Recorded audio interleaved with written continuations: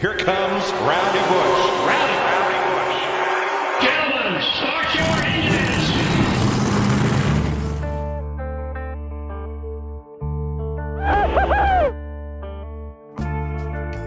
Tomorrow, the headlines will say Busch won at California. Here it is. But it'll be Kyle Busch. Kyle Busch wins at California. Yeah. Get it.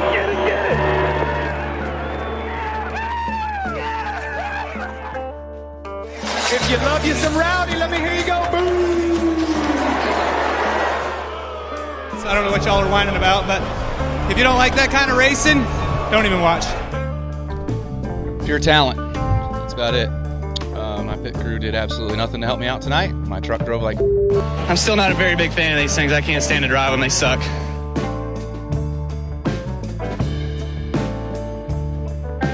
Yeah, I don't know who you're talking about.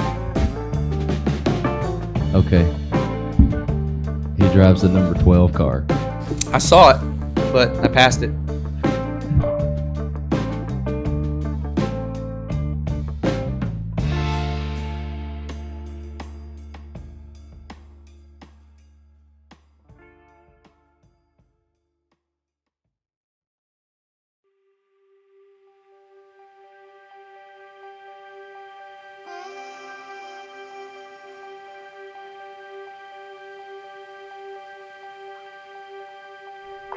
What if I told you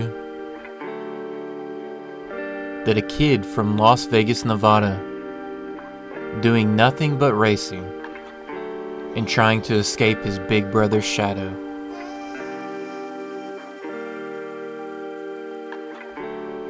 would end up being one of the greatest race car drivers of all time? Kyle Busch is going to win this race as he comes out. Kyle Busch with the pass.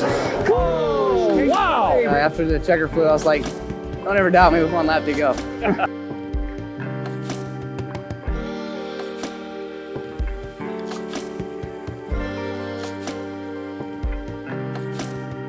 Kyle Busch driving hard into the turns now. He closes the gap on the leader. And Morris Seeley has led quite a few laps in the 36. And look at this, Kyle Busch about to be right on the rear bumper. About a 2-legend car. What if I told you He's got him. I believe he's got him this time. Oh, he turned it. No. Oh, he turned it. No. he would be the most hated too? At all. And Kyle Busch is going to turn over and bring the wall. Our championship contender Hornaday in the wall. Well, Kyle Busch should be parked for this race and maybe the rest of the season for that. Holy cow, I can't believe he did Championship that. contender Ron Hornaday. That did not work out for. Oh, Kyle Busch turns Chase Elliott. Hard into the... Chase Elliott gets turned hard into the inside wall.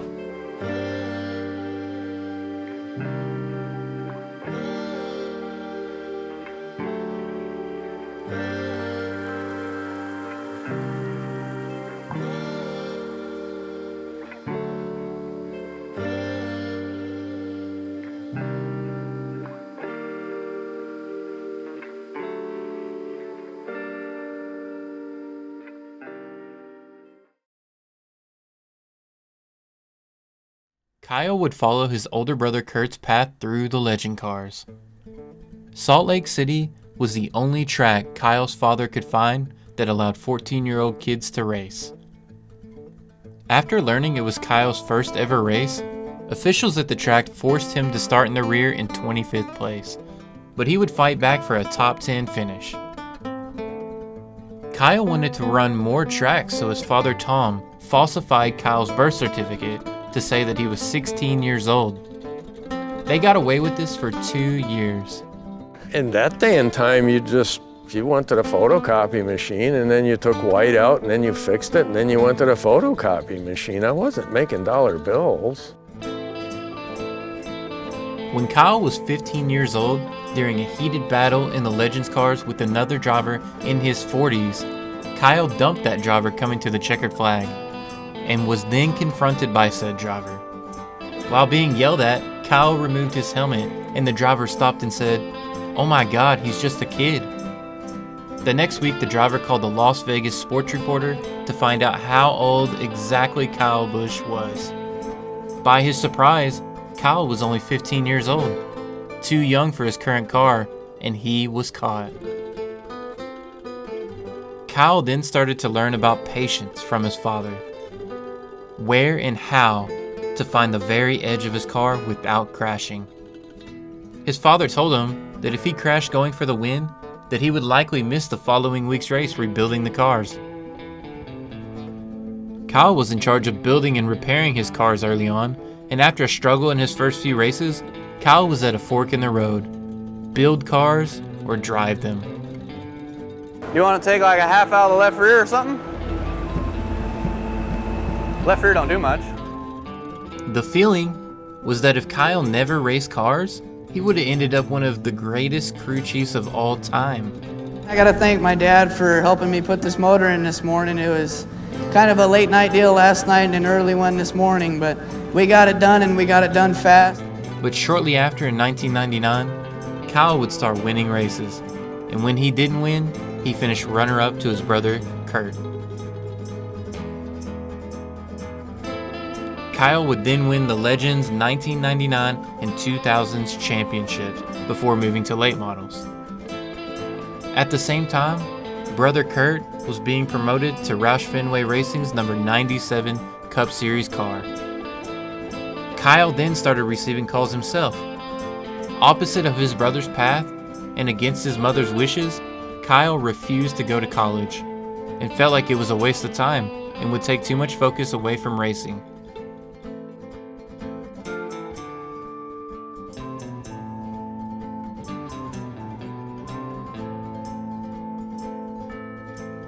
At 16 years old and still a junior in high school, Kurt's boss, Jack Roush, invited Kyle to come drive in the NASCAR Truck Series for him.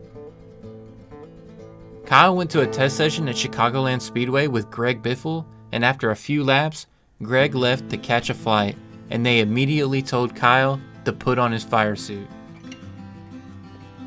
Shocking everyone, Kyle aced the test and exceeded expectations. He would then go on to run several races for Roush in 2001. This young man in the 99 is the younger brother of Kurt Busch. He is Kyle Busch, who is 16 years, 3 months, and 1 day of age. And after leading all practice sessions at Auto Club Speedway, NASCAR pulled him aside and informed him that he would be pulled from the truck. Kyle then asked, "What's wrong? Am I too fast?" They proceeded to inform him that he was not allowed to run because of the tobacco brand Marlboro was sponsoring the race weekend, and the 1998 Tobacco Master Settlement Agreement prohibited any person under 18 years of age, which was the federal smoking age at the time, from participating in events sponsored by tobacco companies. Kyle was replaced by Tim Woods III for the rest of the race weekend, and he was pulled for the truck for the rest of the year. NASCAR promised and assured Kyle in that meeting that everything would be fine and that he would get the race the next year. But later, for the 2002 season, NASCAR set a minimum age limit of 18 years old across all 3 top national series, partially because Winston was the series sponsor of the NASCAR Cup Series at the time. NASCAR has since allowed 16 and 17-year-old drivers to compete in the Truck Series after Winston left the sport. This kept Kyle from racing for another year until he would make a move that shocked the NASCAR world.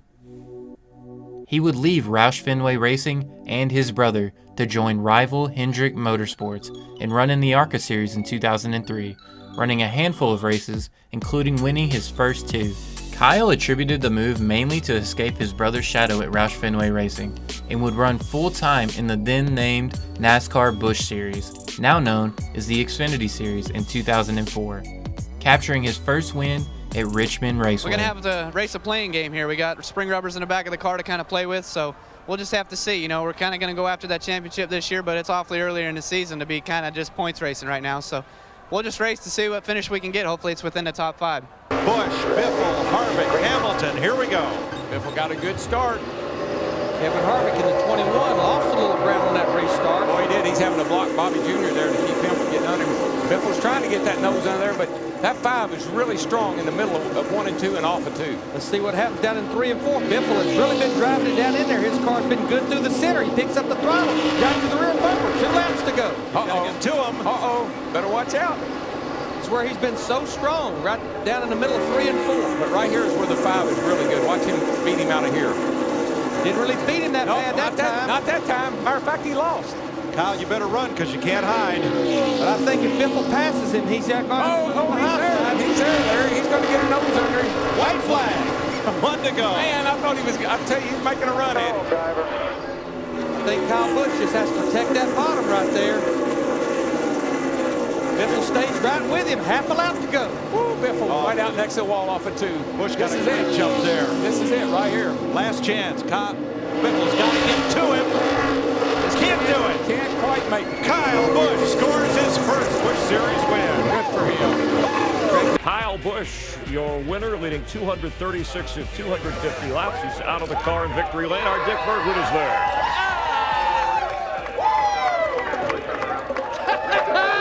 The crew is carrying him off.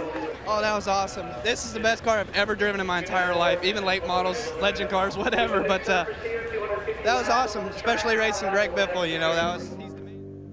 While getting comfortable at Hendrick Motorsports, Kyle made a new friend, Rick Hendrick's son, Ricky. Kyle and Ricky developed a very close relationship that saw Kyle going to Ricky for advice instead of Rick Hendrick. This would be a barrier that they would never get past. On October 24th, 2004, a Hendrick Motorsports plane went down en route to Martinsville. Among those on board was Ricky Hendrick.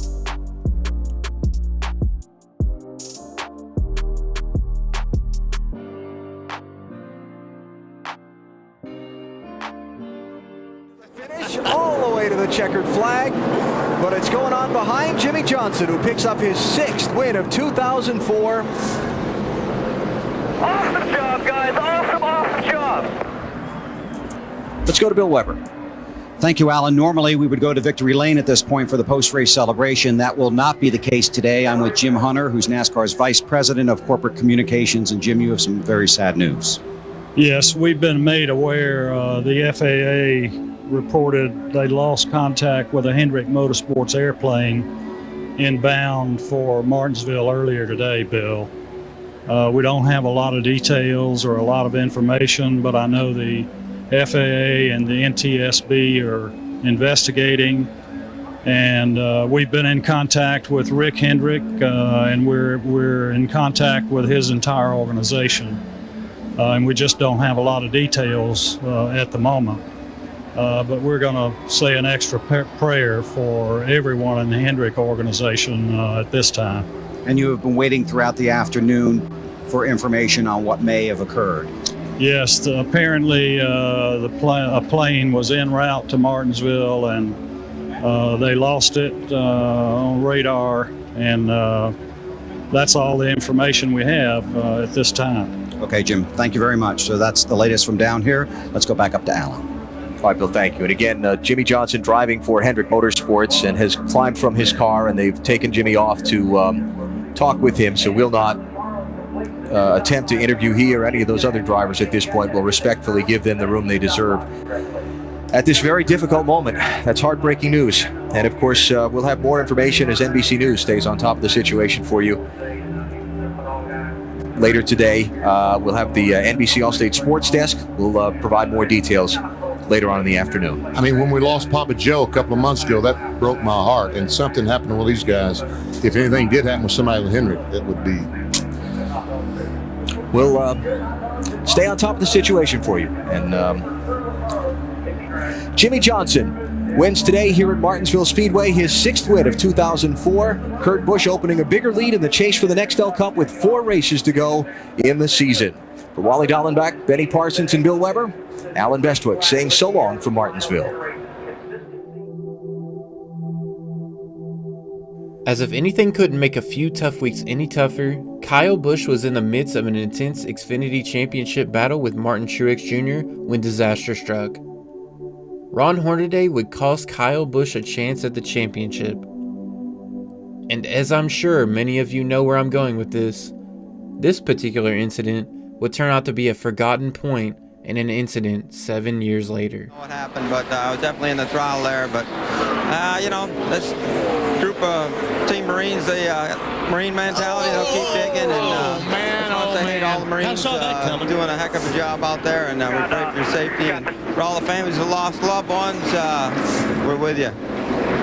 Sorry, Mike, I didn't mean to interrupt you, but we had something involving Kyle Busch, and that just might give this championship to Martin Truex. I think you're right, BP. Talking about, we heard the Justin Labonte instructions that his dad Terry gave him. You get in side by side of that corner with someone, you got to give way. Kyle Busch had a run on Ron Hornaday going into that corner, but not enough that Hornaday thought he had to give way, and it just kind of all fell apart from there. It looked like Hornaday got loose getting in the corner and finally just had to slow down so much to get the car under control that Kyle Busch ran in the back of it. See if we can see what happened. Well, here we see going down into turn one. Kyle Busch tries to get underneath Hornaday, but I don't think he was far enough up there. Oh, I see the contact there. For Hornaday to give it to him. And then Hornaday was just busy saving the race car, and Kyle Busch ran into him. And Truex somehow misses the wreck, gets by. On the left down onto the apron. But looked like heavy damage to the 60 car. Once again, the straightaway, we see Kyle Busch. He's got a run, but as Wally said, he's not far enough along to go ahead and take the corner. He goes in and makes contact with Hornaday, gets him sideways, but now he thinks Hornaday has it safe. He gets back on the gas and plows right in the back of Hornaday. And Greg Biffle caught up in that as well. There's a lot of damage in the front of his car. It's a good save by Hornaday. And Biffle also made some pretty good contact on the outside retaining wall. And this from Kyle Busch's view. You see, you really got to be at the guy's door for him to give you the corner. And Kyle did not have enough race car up on Hornaday's door. Oh, I see Hornaday was busy waving at Kyle Busch. Yeah, you see his hand come out the window. So Kyle is on pit road, Marty. He's here, Alan. Obviously, a lot of front-end damage. Lance McGrew, the crew chief, said, let's take the time. Let's get it right. They want to fix the bottom part of this grill where the air goes in. Underneath the black tape, that's what they really want to fix. Taking on 4 tires right now, and there's also right rear damage as well. Dave?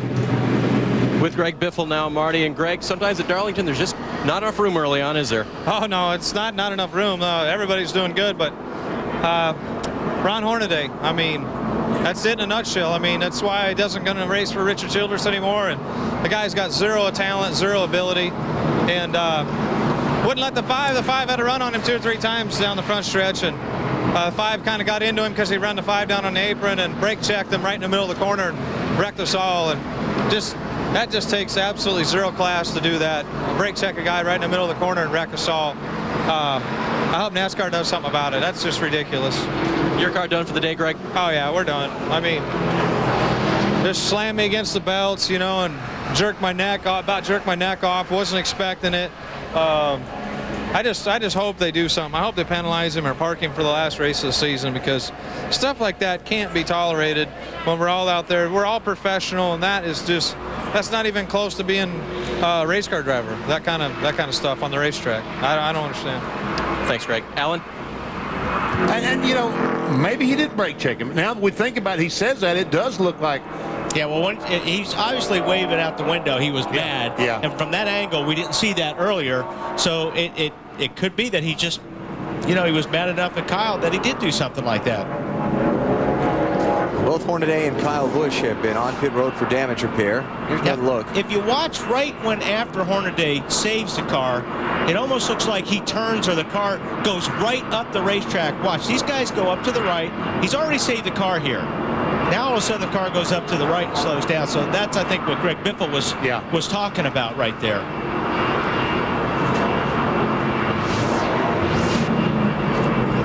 So, you know, I mean, brake checking coming on at a caution flag at 45 miles per hour is one thing, but at this speed, that's not a very safe thing, not a very safe move, if that's what he did. And again, Biffle is saying he did.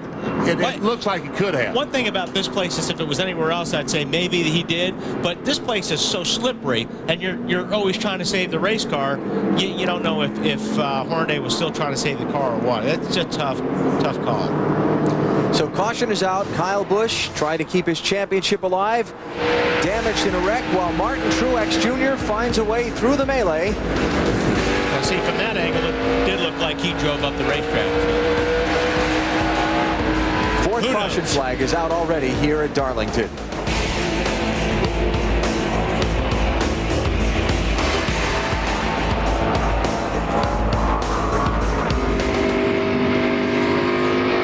He's looking so much ground right now, BP. I mean, I don't know. I think you come in and throw the dice on this one because you're going to wind up in the wall.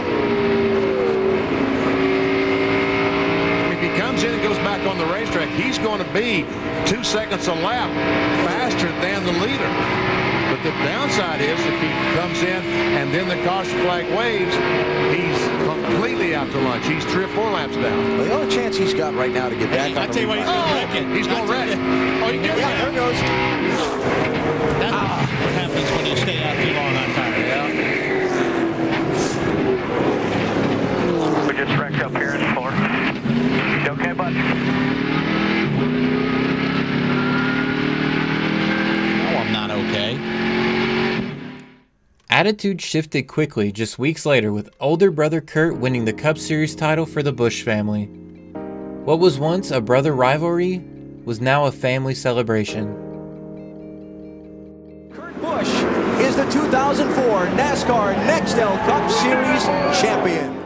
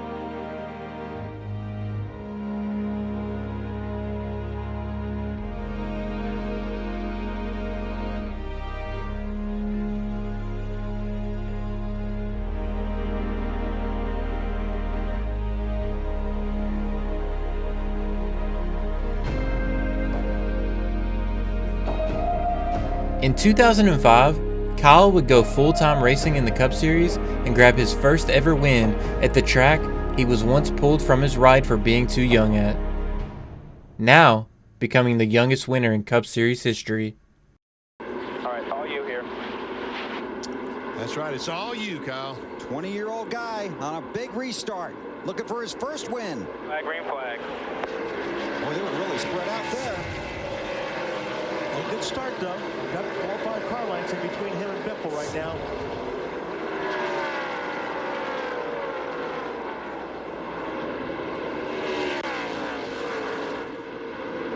Tony Stewart on the inside of Matt Kenseth trying to take away a spot. Couldn't make it. Down the backstretch. Vickers blocking Kenseth. Matt dives to the inside. He's got those 4 tires, wants by that 25. Here comes a 99 car. Up on the outside of Stewart, gets a spot.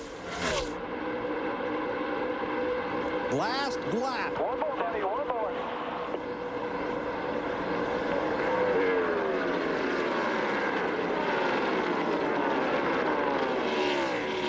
Edwards on the outside of Kenseth.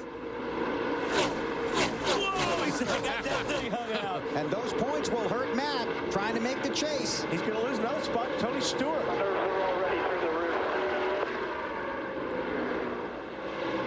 Through turns 3 and 4. Tomorrow, the headlines will say Busch won at California. Here it is. But it'll be Kyle Busch. Kyle Busch wins at California. Yeah, get it, get it, get it.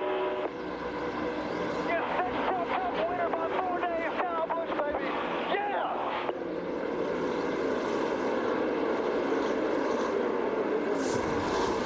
Kyle Busch is the youngest winner in the history of the NASCAR Nextel Cup Series. by 4 days.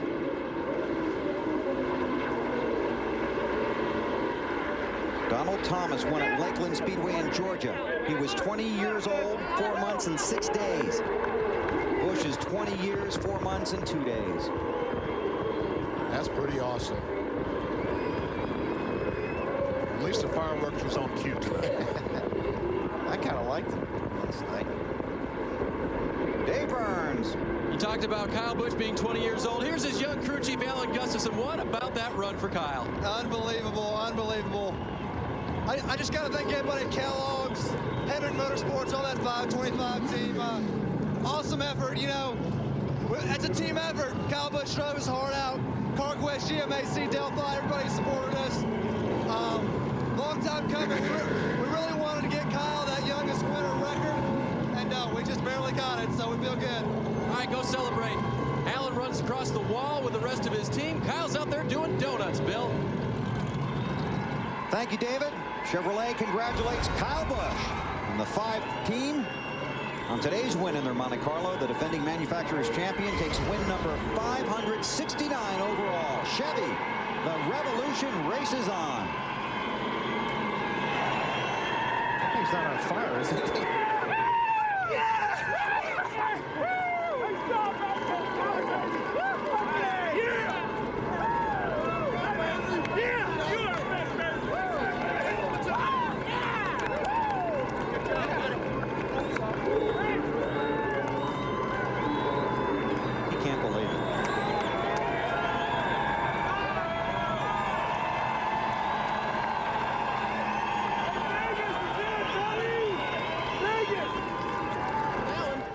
And as he gets unstrapped from the car, Big Brother is leaning in the window, sharing a congratulatory thought. Proud of you, buddy.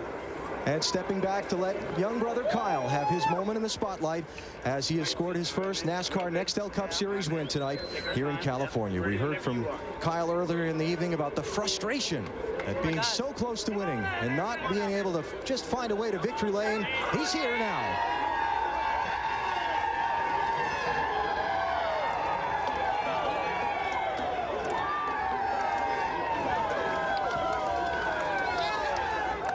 It's Rick Hendrick, the team owner.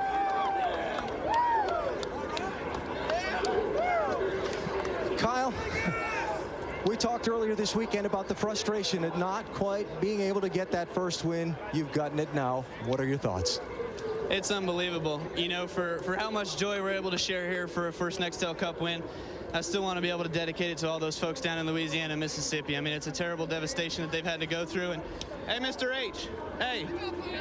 Calling for Rick Hendrick. We're going to donate your share and my share of these winnings to the Red Cross for the foundation down there. Absolutely. There you go. So I saw Carl Edwards do that last night. I thought that was a first-class act, and we want to do the same. That's awesome. So I can't say enough about the chassis shop, body shop, everybody from sweeping floors all the way up to Mr. H. I mean, it's just unbelievable. Everybody takes so much effort to get here, and we finally got here.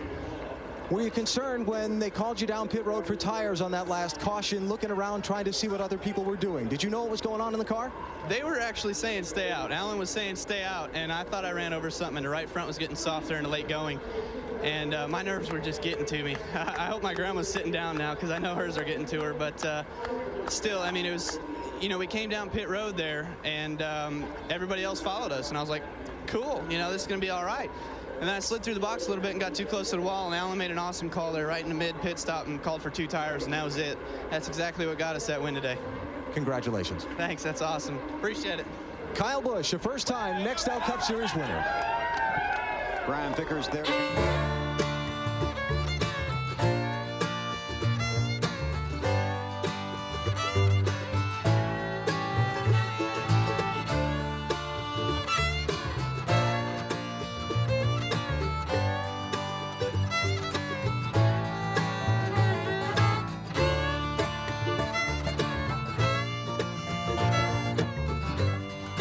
It was only up from here and Kyle kept winning. He was finally starting to become a household name and escape his brother's shadow. Even making guest appearances on network television shows such as Oprah and the CMT Awards as a celebrity guest.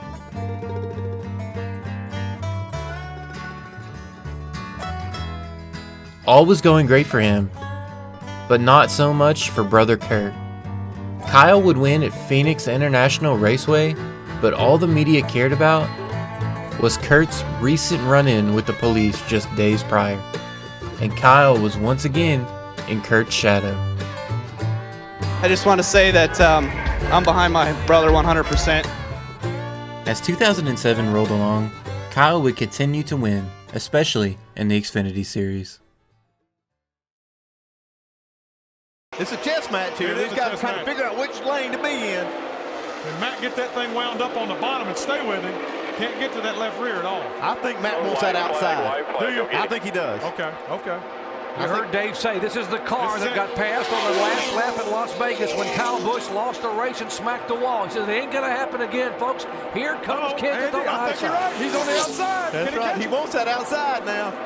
No lap traffic whatsoever. No one to be able to use the pit. Here he comes. Oh, here we go, Doc. Kyle's not going to let him have that outside. Kansas pedaling on the bottom of the racetrack. Chevy up high. Ford on the bottom. Fans on their feet. Watch this finish coming down.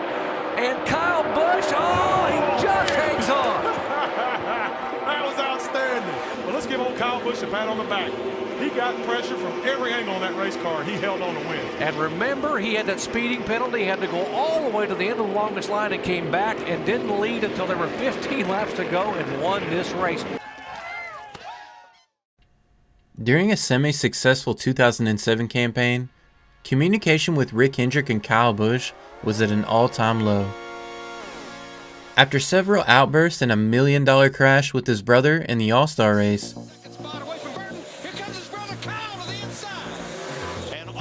wrecked him. I told you. There he goes. I told you.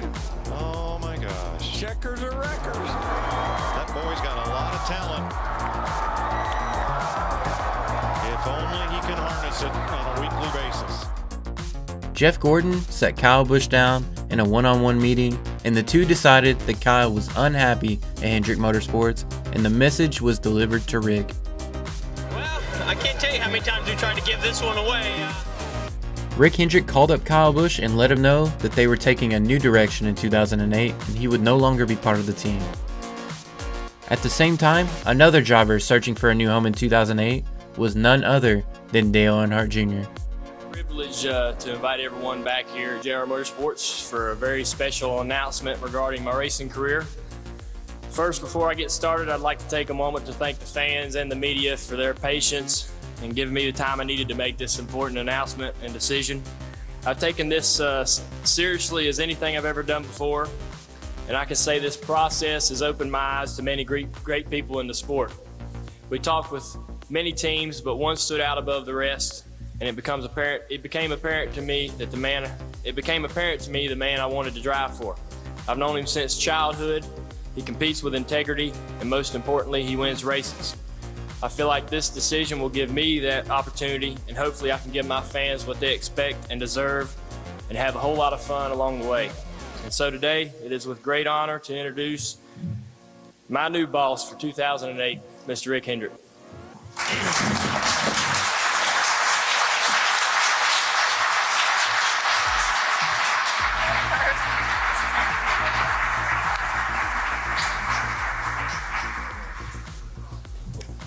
Without understating or overstating anything, this is huge.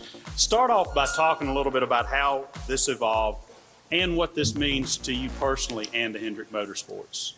Well, it is a wow day. This is a awful special day for me, both from a personal standpoint and a professional standpoint. In my whole racing career, this day is going to go down as one that I'm still having a hard time believing that we've got it done and it's happening. It's just good to see the rest of the family here, Mrs. Earnhardt and Brenda. Good to see all of you folks, and it's a day that that's an exciting time for us to be able to bring a talent like Junior into our camp, and to be able to I take a lot of pleasure in trying to win championships for different people, but this one has got a special place in my heart because Ricky told me about 4 years ago this was going to happen one day, and I said, I don't think it's ever going to happen. So we're kind of bringing that to life today. So it's just, I can't tell you how special this is to me, how thrilled I am, and how much pressure I feel to make sure that that he's going to win races, and I think he said it too. We're going to have some fun along the way. Joe Gibbs was also in the free agent market for Dale Jr., but couldn't get the job done. The next closest free agent had just as much, if not more, talent. It was Kyle Busch. JD and Joe and their hospitality that they've given me and everything that they've done for me has just been awesome. And you know, Norm, I've met him a few years ago, and being a part of the 18 with Interstate Batteries on board, I'm looking forward to it, and just being able to get out there in 2008 and try to win some races and contend for some championships, and ultimately, like JD said, you know, hopefully be here for the rest of my career. Joe called Kyle every single day to ask if he was ready to commit to JGR. And this was already showing Kyle that he was wanted, and that he and Joe would have much better communication than him and Rick Hendrick. 5 laps to go for Rowdy Busch. Now, Biffle has chopped it down to about 2.5 seconds. This battle for 5th will not go away. These guys been swapping back and forth. This will be the finish back to the line right here for 5th. Tony Stewart now having to hold off his old Daytona drafting partner, Dale Earnhardt Jr. This is for 3rd place. I think Junior might have just a teeny bit better car than Tony right now. Looks to me like that even Tony is closing up a little bit on Greg Biffle again. That could become interesting here before we come to the white flag. Stewart has one of Toyota's 2 best finishes in Sprint Cup, a 2nd at Daytona in February. Dave Blaney got, a third by Dave Blaney at Talladega last October. So 2/3. Well, I'm going to tell you something, guys. Leader is hung up right now. Just went off into 3rd turn, and Dale Jarrett. 3 to go right here. Dale Jarrett drove right up or down in front of him and broke his momentum, cost him a lot of time. You heard him tell him 3 to go. He's got about a 2.5 second lead over Greg Biffle in the 16 car. Just be careful right here now. These guys are trying to stay on trying to keep them going another lap down. So handle them with care. Can't get through. Can't get through. Boxed. You don't want to split them because neither of those cars are working that well. Right. Right. You got to be careful. Well, he'll clear one of them. 2 to go. We're good. 2 to go. 2 to go. And what I like here, we're good. I'm working on them. Is Kyle Busch showing patience. Exactly. But he's got enough lead that and you know what else? Probably tired. And here comes Tony. Tony's passed Greg Biffle for 2nd. Yeah, I could see Tony was catching Biff back there. Daryl, I dare say there won't be a driver out there that does not wore out after today. I'm telling you. Coming to the white flag. Got a good cushion. Kyle Busch has never had a top 10 finish at Atlanta in Sprint Cup racing. Oh my gosh, get off the back of him, man. Come on, guy. I don't know exactly what was going on there, but patience heck. Well, coming to the checkers over here. That's a Toyota and a Toyota. I think I would have asked for a little help there if it had been me. That was Kyle Busch that said coming to the checkers over here. For the first time in Sprint Cup racing since 1954. Come on, folks, give my hand. Foreign nameplates going to victory lane. Wild Thing wins. Yes, Kyle Busch wins the Cobalt Tools 500. Good job, boy. And Tony Stewart, his teammate, they'll make it a 1-2 sweep. Dale Earnhardt Jr. 3rd. Greg Biffle falls back to 4th, and Jeff Gordon comes home 5th. Congratulations, Addington. First one. Good job, buddy. Thanks, everybody. That is Steve Addington's first career Sprint Cup win as a crew chief. Great job. Look at that. Oh.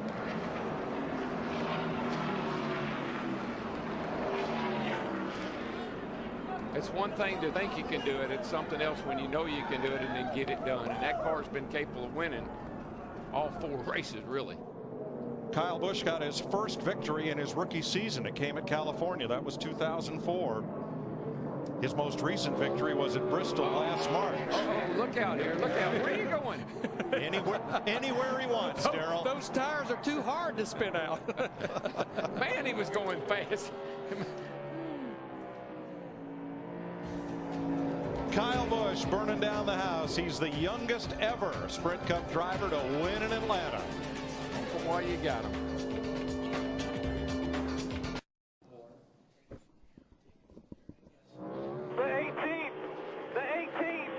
The 18 is back at Atlanta. Good job, boys. Kyle Busch, you are the man, baby. You are the man. Love you, dude. You guys are awesome pit stops. I love everybody here. Thank you.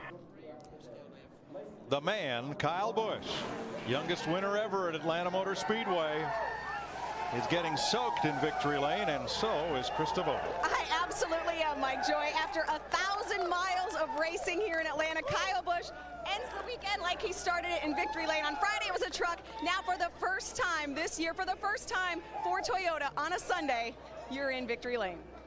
That's amazing. You know, first off, before I lose all my thoughts, I got to thank Snickers, M&M's, Interstate Batteries, Toyota, and Camry.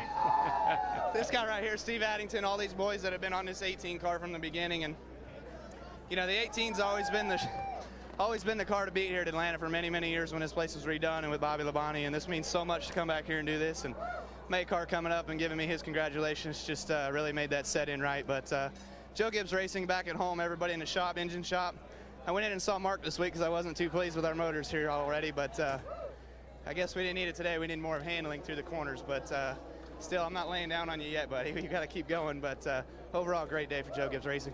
He's talking about Mark Cronquist, their engine builder. It's time for Rowdy to get rowdy in victory lane. He wins 2 of the 3 races in Atlanta. Matt Yoakum. Kyle Busch gets the win and the point lead. Carl Edwards led but didn't last. He falls to 17th. Got 4 words for you. Let's go short tracking, boys. Oh, Bristol will be really fun. And, of course, you know, Kyle went up there last year, so he's going back to a place where he's had some success. And I'd said from day one, we all did, about that race car, it's a beautiful thing. And you know what? It's even prettier now than it was on Thursday when the first time we saw it. Try to get back to his bumper. Makes a nice run right there. Got off that corner real strong. Yeah. 2 to go. 0-9, John West Townley, by the way, treated and released. He's okay. 2 to go. White flag this time by. Black flag into 0-1. Danny Eflin. See if Burton can make up any ground getting in. He decides to go about the middle of the racetrack here, trying to get a nice run off the corner. You see Kyle Busch right down on the bottom where he's been all night. Kyle Busch just too strong. 1.5 miles from the checkered flag. Last opportunity for Jeff Burton in 2008 in the NASCAR Nationwide Series car. Kyle Busch just pulling away by 0.3 of a second.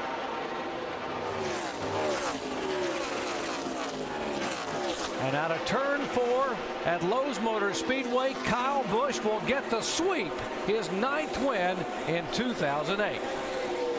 Kyle's awesome. He's unbelievable. I mean, he lives up to the hype. Every time he gets in our car, he goes out and wins. So we can't ask for anything more. It's the honor to have him drive our car. 2 years ago, Dale Earnhardt Jr. last visited victory lane. Richmond 2008 was the night Kyle Busch's career would change forever. The night that solidified him as the most hated man in NASCAR. To score the victory, and then who knew that the victory lane drought would last 2 years? Will it end tonight? We are 5 laps from finding out. God, those old bodies were ugly, weren't they? We used to race those. We used to race those silly things. Green flag this time by. Will it be Junior? Kyle Busch, Clint Boyer, Mark Martin, Tony Stewart, Martin Truex? Or will it be the first to the car with fresh tires? That's Kevin Harvick. Or Casey Kane, Ryan Newman, Carl Edwards. 5 to go. Green flag. Oh, the 18 spun the tires. Big time. And that lets the 07 Clint Boyer pull right up there. And there goes Mark Martin in that Army car. Going to get interesting. Junior went up the hill pretty high, but I think that's his line. And Harvick's coming. He's the first car on fresh tires. He's inside of Truex into turn 3. You know, after losing the race last night because he didn't get tires, it'd be kind of fun if Harvick could get back up there. I think he'll gain some positions. I'm just not sure he's going to have enough laps to get up there to these top 2 or 3. 4 to go. They just got blocked real big time going into turn 1. Boy, Kyle Busch got a great run off turn 2 down the back straightaway. You know he'll pack it down into turn 3. Oh, he's boogieing down in there, baby. But will it stick? And Junior gives him the bottom. Car washes up. Junebug's got that high line. He wants to run it, but I tell you, that 18's going to get under him right here. 3 to go. Here he goes. Junior goes up the hill. Let's see if he can get a bite on the bottom of the racetrack. They'll be side by side down the back straightaway. Ooh, man, that was tight off turn 2. He's got him. Oh, I believe he's got him this time. Oh, he turned him. No. Oh, he turned him. No. No, no. Now here comes Clint Boyer to take the yellow flag. Oh, no. And wild thing, Kyle Busch makes contact with Dale Earnhardt Jr. And it looks like the drought will continue. Boys, I just tell you something. That ain't going to go over too good right there. No, it's not. I love the little old boy to death, but that was not a good move right there. I was afraid of that when they got side by side late in the race on old tires. Racing for the lead, Kyle Busch and Dale Earnhardt Jr. coming down the backstretch to turn 3. I think you'll just see him. He just gets in there a little too hard, and of course Junior's not cutting him any slack. He's keeping him pinned down, but can't run over the man. That was just unfortunate. I feel sorry for Dale Jr. This was going down the back straightaway. They're neck and neck halfway down the back stretch. And you see Junior kind of roll out, but the 18 just gets up the hill a little too much and gets into him, and it turns him around. I hate that. Golly gee. Junior was turning down. Kyle Busch pushed up. Yep. And there just wasn't enough racetrack between them. I think. Ooh. He's just there, and there's nothing, you know, it's just not, it doesn't work. You know what, Darrell? What I did not like what I saw the wheels on the 18 car turn to the right just ever so slightly. Well, I think that was, I think it's because he got loose. Loose. He was loose getting in under Dale Jr. over there. I think that's what you saw. Well, the fellow who had the best view was Clint Boyer, and he'll share it with us. It'll be a real good view for him coming off turn 4. And you know, Kyle Busch is going to say that Junior cut down on him, didn't give him enough room. There's Junior pedaling it right there. That's how Kyle got alongside of him. Dale Jr. has come to pit road. Oh, boy. Dale Earnhardt Jr. will get these 4 fresh tires. He's still on the lead lap. We have 16 cars on the lead lap. This is a sport of passion. Passion for your driver and for the driver you most want to see your driver beat. But it was the topic at the top of our show. It's Saturday night short track racing under the lights, and this is what we have. When you get down to 10 to go, you get inside that window, man. You take both gloves off. Last night was not without controversy. Kyle Busch was at the center of it. Stephen Wallace bumped him out of the way. He bumped Stephen. And Stephen rammed him in turn 1, and when Kyle went to talk to Stephen about it, Stephen grabs his helmet, and Kyle says, "Come on, you want some of me?" But the unprofessional action was that of Wallace last evening, post-race, when he rammed Busch down in turn number 1. Up till that point, it was just racing. Yeah. Right now, I'm trying to figure out an escape plan myself. You know those black helicopters you're always seeing? You want one? I'm not worried about me. I'm worried about it. I'm worried about the guy driving the 18 car. How's he going to get out of here? You know, Darrell, we've had a lot of drivers in this sport who've wanted to win badly and who've made ill-timed moves late in the race. And one of the biggest of them was Dale Earnhardt when he turned Terry Labonte around at Bristol. The fans didn't like it, but Earnhardt went on to become one of the biggest names in the sport. He was already. Didn't hurt much of his fan base, and you know, Kyle Busch has his detractors and his fans. No, and we'll see what happens here. It wasn't a cheap shot. No. I mean, they did race off into the corner side by side, and so I can't say the man gave him a cheap shot. He was just trying too hard. there was no give and take, and you're not going to have any give and take on a short track with less than 10 laps I'm to pretty go. sure when he got underneath Dale Jr. off turn 2, Dale Jr. said, uh-oh, I might be in trouble here. Didn't know about that much trouble, but I think he probably knew he was in trouble. Because he probably knew that if he didn't hit him, he was going to run him up the hill to the point to where Kyle would have gotten back by. A bummer deal. You know, we were both racing hard there, and you know, Denny Hamlin, first off, had the class of the field today. You know, his car was awesome. That FedEx Joe Gibbs Toyota was great. But, you know, Junior and I just racing hard there and getting into turn 3, you know, from the front end replay, it looked like he come down a little bit. But, you know, it's just a part of racing. I mean, I probably could have moved down a little bit lower getting into the corner. He probably could have moved up higher. I mean, it's just a product of good, hard racing. I apologize to those guys, you know. It's tough that they had a great race car tonight, and they probably could have finished, if not winning the race, probably second. But, you know, for us and to go on the way that we have so far since all this has gone on has nothing to do with any of that stuff. So, you know, to me, Rick Pigeon coming on down here was a friend of mine and has always been a great friend of Dale Jr. That was a little uncalled for, and it's not all about him all the time. So he'll know what I mean by that. Whether it's fair or not, he's going to need some security from all of us. But,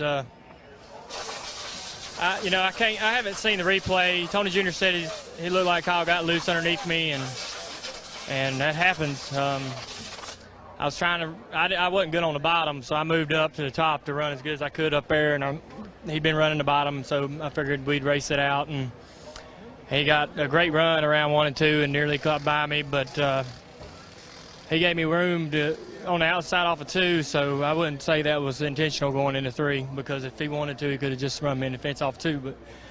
But we'd been racing each other earlier and had no problem, so I think I've done that before if it's what happened, if he got loose underneath me. But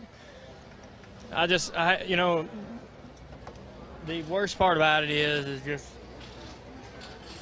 I've been priding myself on running good all year, and I was in position for a win, and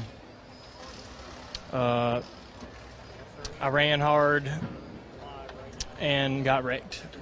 And I had a top 3 car, should finish in the top 3. So I was going for the win. Just ended up on the hook today, so just disappointed.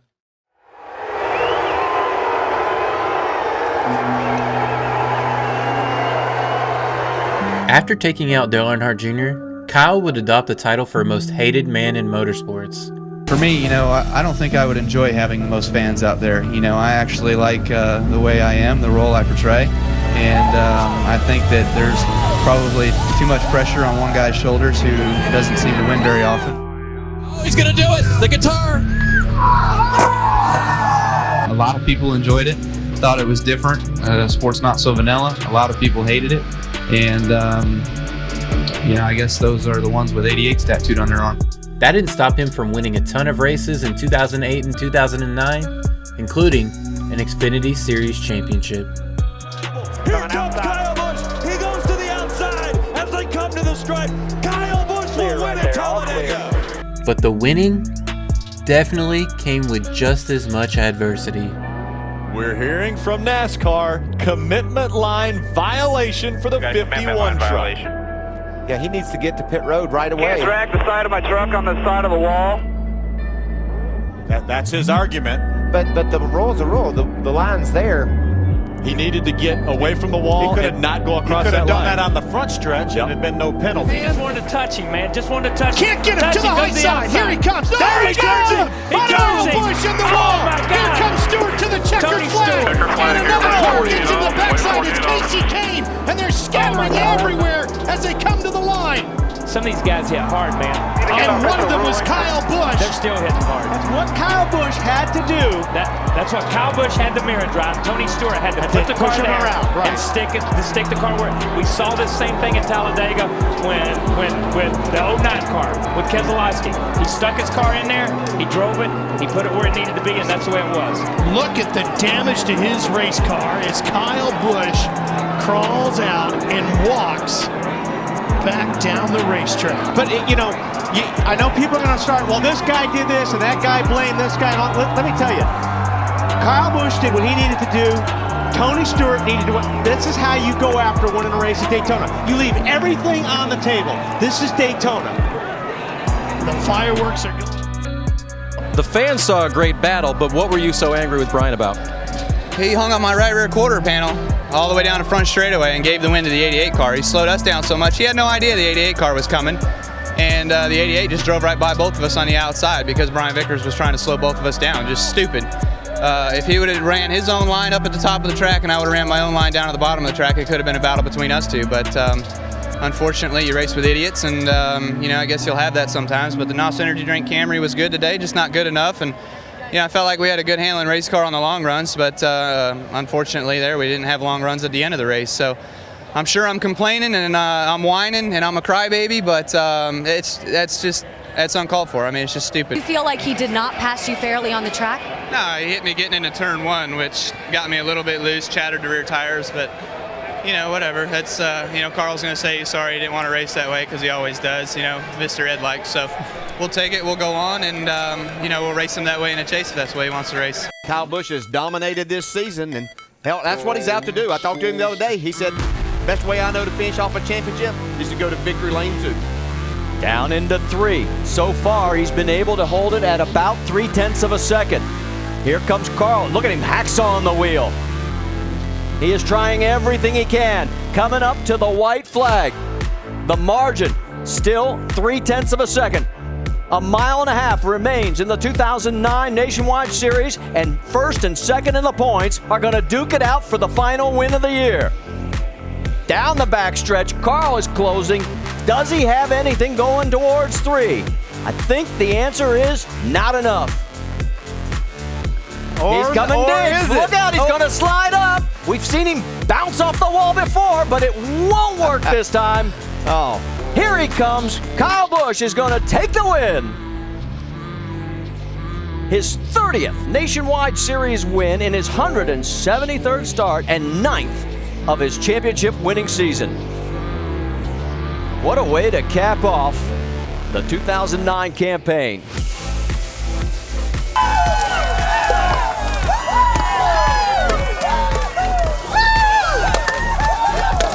How about Kyle Busch looking to tie his own record along with Sam Hart, 10 wins in a season. He's going to be up front. Elliott Sadler alongside. Earnhardt Jr. is in 3rd, Leffler 4th, Edwards 5th, Clint Boyer is in 6th spot, and here we go. The man up front is still Kyle Busch. Remember, he won the truck race coming from the back of the field just Wednesday night. Last year, he almost pulled off the triple. This was the one he missed last year. Next time by here we go.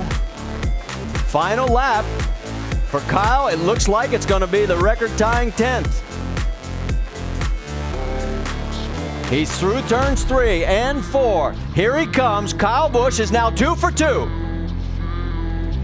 Been really close at this place a couple times, and to finally be able to get one, I just can't tell you what that means. This is probably one of the greatest racetracks to win a race at, because you just have to survive.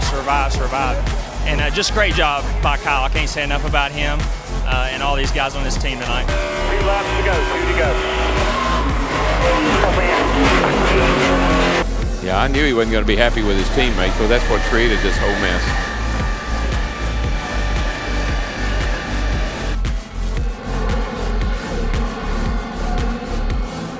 There's Kyle Busch climbing out. That's actually the 11 hauler he's walking up into. Kyle. That's, oh boy. I don't know if that's... Jeff Burton and Kyle Busch. Harsh words. And all in one direction. Whoa, you don't see Jeff Burton get mad like that very often. Here's Todd Bodine, and all of a sudden, in will walk in street clothes Kyle Busch. And I think he might have been listening to our broadcast. I'm sure he was listening to the broadcast where Todd said that Kyle was driving dirty. And Kyle took offense to those comments and came to victory lane to explain that to Todd. And in Kyle's defense, I don't think Kyle was driving dirty. Poor choice of words, yes. I think, by Todd. Well, we wanted to do something for our fans. I want Kyle Busch in a pink car in a pink suit. And now, they get to be our sponsors. With it. What? So, a lot goes on, and everything happens. But you know what? Things are happening for a reason. So, big show. Congratulations. Shaking hands. supporting the Victor's actions. I can't shake your hand. There is the pit outline, and look at the pace car. Now that blue line in the background, the pace car is past that. He's drilled. Oh, and we just got word from NASCAR. Back, Dave. Got 10 more. They're going to hold you one lap. They said we sped. They said we sped to keep from going a lap down. You heard it there. They're going to hold him one lap. Man, they actually changed right sides first. Now they're changing the left. Well, I mean, he was going to be a lap down either way. Well, I guess that's a little hand signal given the NASCAR official. Said unsportsmanlike conduct. That's freedom of speech. They're going. We all work too hard for this. You're costing us. We're parking for 2 laps. So a bad break turned into a bad situation, and it's gone. Kyle Busch had a ton of run-ins since the infamous 2008 wreck with Dale Jr. at Richmond, and as controversial as that was, he would surely top it in 2011. He's got a good run down the back. There should be a lot of contact as we head down this back straightaway. Kyle Busch way on the inside picks up a spot. Harvick drops 1. Edwards to second on fresh tires. 4 to go this time. 4 to go and 3 and Boyer in the wall. Hard wreck. He stays out. More wrecks down here. Turn 4. Big wreck. Harvick in trouble. Keep going. We can do the damn thing. 3 of the 4 Childress cars in trouble in the closing laps. Get 4 tires. Boyer's car, the front end destroyed. Remember, we saw Kyle Busch dropping way down to the bottom, passing cars almost on the apron. That's his number 18 against Harvick. Well, you can see already the left front of Harvick's tire where they made contact. The whole left side, and here comes Kevin back. Gives the 18 a big shot in the rear. And here comes Boyer down on the bottom, and they get 3 wide right here, and this is when I knew it was going to go bad. It just would not work.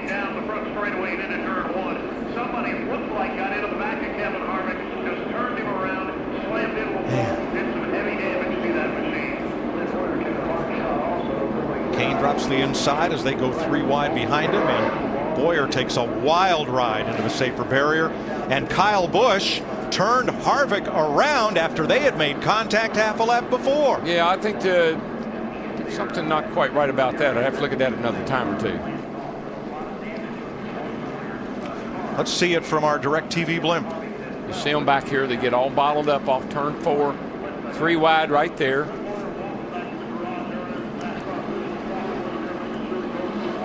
Lots of contact.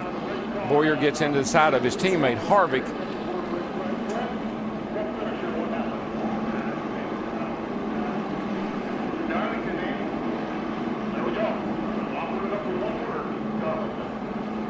You can see the 18 and the 29 hit again there, and Kyle Busch just goes dead left and pretty much hooks Kevin Harvick in the 29. Fix up. Boyer shot down into the inside wall. Inside, 39's inside. Inside. Get it up here now. Inside, very low. Inside, 33 inside here. He's overheating inside, middle. Oh, we just got spun. 18. Hold her straight. Keep going. We can do the damn thing. Now let's ride with Jeff Gordon through this. Down here. Middle 3. Clear high, 1 down low, keep coming. Bam. Corner, watch this, get down. 1 down low, you're clear. Clear high, get on the track. Corner, clear. But guess what? Got him a win. I mean, this puts him in the sprint all-star race. And Harvick and Busch. He's after him. Yeah, this has just started now. Kyle says, I know how you got to have this ain't going to happen too good. There was a pass, there was contact, and then as Boyer went into the fence, Kyle Busch came and turned Kevin Harvick around. We know Harvick is he plays rough. especially when the race is over with. I've seen him climb over people's cars to get to them. We've got cars overheated. We've got drivers overheated. And we got wrecked cars. And Bobby Labonte crashed on the final lap. Harvick looking in his mirror.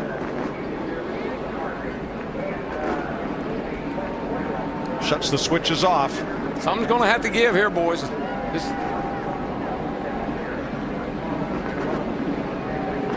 thought it could be Newman and Montoya. Turns out it's Harvick and Busch. And they are still stopped way up at the turn 4 end of pit road as Regan Smith does his victory lap. And Harvick's going to put the steering wheel back on. I think Harvick was getting ready to hop out of that thing. I think somebody must have gotten to him. No, wheels off again. Here he comes. He says, okay, this is enough. I'm going back here and we're going to have a little talk. And there goes his car. That car just took off.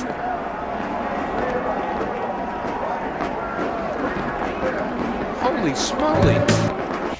Yeah, thank you, Chris. Kyle Busch just out of the transporter. And, you know, Kyle, you wanted to see the last lap and a half, and we have a monitor here. We'd like you to talk us through what happened between you and Kevin Harvick. Yeah, sure, no problem. I mean, it was tight racing after the restart there, and Harvick's up on the top a little bit loose, and I had to run, and I gave him room, and he kind of came off the wall. That's a bad angle, obviously, but, you know, and then he lifted early to let me go into turn 3. I thought it was all good, and then he drives in the back of me there. So made my car loose all the way through the exit and just made a run for those two guys to get back on my inside. And then obviously Clint wrecked bouncing off of Harvick, and it was just uncalled for, you know, just unacceptable racing. And, you know, it's in the last couple laps, but I gave him room off of 2. I didn't get the room. So just real unfortunate. I mean, I hated it.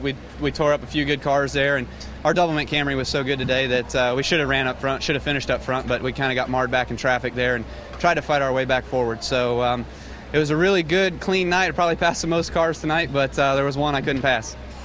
Kyle, understand now you're being asked to go to the NASCAR trailer. Is that correct? Yeah, no big deal. That's fine. Good to hash it out now. Might as well. Okay. Good luck. Yeah, thanks. All right, tell your side of the story, Kevin. I mean, obviously we were just racing hard and doing what we had to do there at the end, and things happen. Things happen? That's it? That's it. What do you do? Good racing, I guess. What'd you guys talk about? What got discussed in the truck? Not much. Oh, come on, Kevin. What got talked about? Anything really to tell you other than not much. Is it settled between the two of you? You saw the end. Race fans are reacting after learning more about Kyle Busch's run-in with the law Tuesday. Kyle Busch is my favorite race car driver, but he shouldn't have been going that fast. Deputies caught him going 128 miles per hour in a yellow sports car. Busch did admit in a statement yesterday that he was test driving a new car, but fans say that's no excuse. Should have just saved it for the track. He 128 and a 45, you know, he's reckless driving anybody else. You know, would have been locked up. Busch was not locked up, but was given this citation detailing his reckless driving and the disregard for the safety of others, and even stating to deputies it's just a toy. It's really difficult to respect somebody that puts, you know, other people's lives in jeopardy, especially since, you know, he had his wife in his car. Iredell County deputies could not speak on camera, but gave this statement saying, a citation was issued to Mr. Busch in Iredell County yesterday by one of our deputies for 128 and 45 and careless and reckless driving. He had a proper ID and is a resident of the area. He signed his citation agreeing to appear in court. Any celebrity, anytime they get busted, they just get off easy. The DMV driving manual states if convicted of speeding over 55 miles per hour and one conviction of reckless driving within a year, the license can be suspended and revoked, meaning one of NASCAR's best drivers on the track might not be able to legally drive there. I think some people are their own worst enemy, you know, when it comes to being responsible as a person or as a business person or anything that comes with life's responsibilities. Anybody that buys a high-performance vehicle gets in it and stands on the gas. I mean, maybe not in the same situation, but that's why you buy whatever car. I think I was exactly 26 years old when I got to go through my big episode, and it definitely changes the way that you look at things, for sure. And there's a responsibility that all of us have. We're supposed to be professional race car drivers, and by being professional race car drivers, we don't make stupid mistakes like that on the road. That's the way I look at it. 2011 was a rough year for Kyle Busch, but what would happen at Texas Motor Speedway in the midst of a championship truck battle would change his life forever. And as I referenced earlier, this would not be the first time these two had a run-in for a championship. Up the racetrack, almost gets into the 31, and here comes Hornaday for second, trying to take that spot away. How about that young driver, Ron Hornaday, trying to get by Kyle Busch here? Ooh, close. Three wide into turn 4. That moves Kyle Busch all the way up the racetrack. He has to catch it before he gets to the wall, and Hornaday catches the wall. Caution's out, caution's out. Caution is going to come out. Both drivers trying to get by. Looked like the 17 of Timothy Peters. They slid up the racetrack, and now Kyle Busch not happy at all. It's all good, dude. And Kyle Busch is going to turn the 33 into the wall. A championship contender, Hornaday in the wall. Well, Kyle Busch should be parked for this race and maybe the rest of the season for that. Holy cow, I can't believe he did Championship that. contender, Ron Hornaday, hard into the wall. Kyle Busch sends him in. You all right? Now, we saw him playing games like that at Martinsville, but we're running over 180 miles an hour here. Window net down on the 33 of Hornaday. the garage. The two trucks were trying to get by the 17 of Timothy Peters. I think it was a 07. Oh, the 07, excuse me. Pencil, that's what I was getting at. That is unbelievable. Yep. And that takes that 33 truck out of this championship hunt, I believe. Hornaday coming in just 15 points back, definitely in this championship hunt. Go back Gained to the 32 points See how bad on the lead of this championship in 4 races and have it all come to an end like that. Obviously, Kyle Busch is really mad at Ron Hornaday as they went side by side by that lap truck of the 07 of Johnny Chapman. Here it is right here. They go side by side. Hornaday has to go up. Kyle squeezes down on Ron, but Ron he's got to be in control of his truck. They both do a little bit of contact into the wall, but I believe those trucks could be repaired and maybe race for the win still. And the caution has come out now. Right now, the caution is already out. A little bit more damage on Ron Hornaday's truck. Very minimal damage to that 18 truck, but this is when he's going to show his displeasure to Ron Hornaday. He gets up against him, and he just won't never turn him loose, Mikey. He's running wide open in the back of that truck, and he finally turns him head on into that outside wall.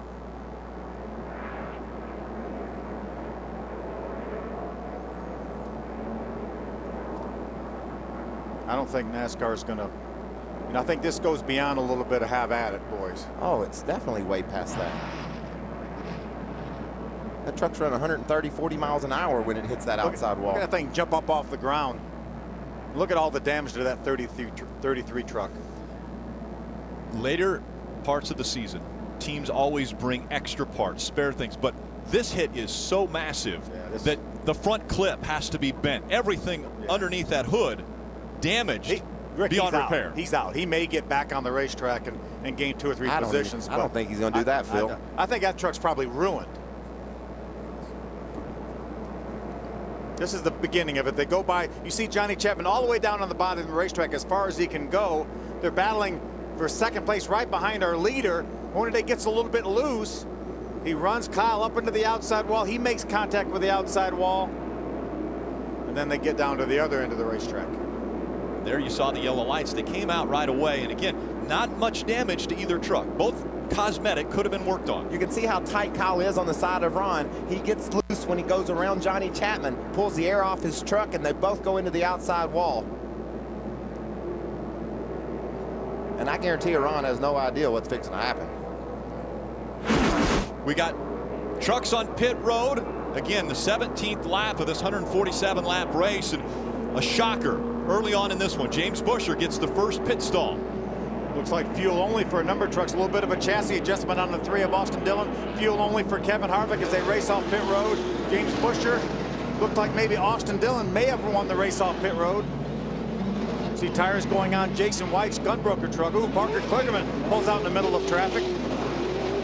Interesting to see if Austin did get that lead. You talked about his truck was fading a little bit, Phil. He didn't have the truck he wanted early in the race. They made a chassis adjustment, and then if he could grab the lead off pit road, that's going to be huge for his championship hopes. Here comes Ty Dillon off of pit road. Again, Ty Dillon potentially, he had raced his way back to the front, so he was on the lead lap, didn't have to worry about getting the lucky dog. Now you see the 18, that's the truck driven by Kyle Busch. NASCAR has said the 18 and Kyle Busch parked for the race, and Kyle Busch and Eric Phillips, you will need to report to the hauler, the NASCAR hauler, at the conclusion of this race.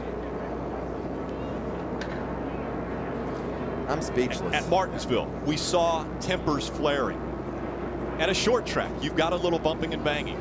We come to a big racetrack like Texas Motor Speedway, where we have seen speeds upwards of nothing we've seen all year long. The fastest racetrack we go to, and now we have Kyle Busch retaliating on the 33, upwards of 150 miles an hour.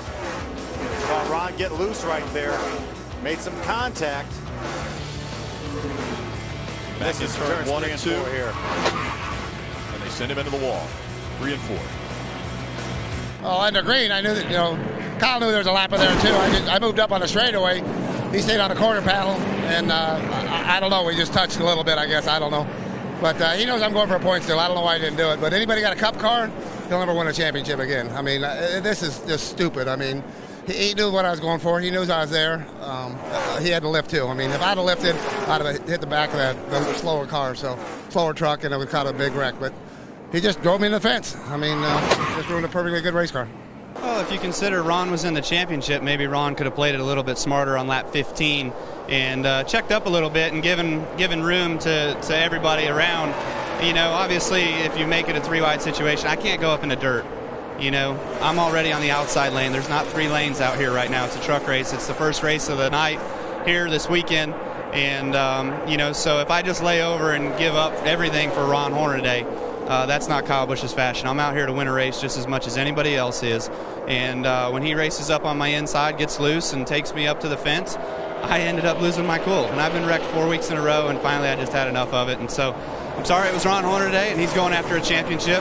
But the fact of the matter is, it's just, you can't place all blame on one person. There was 2 people that got into it to begin with, and there was 2 people that ended it.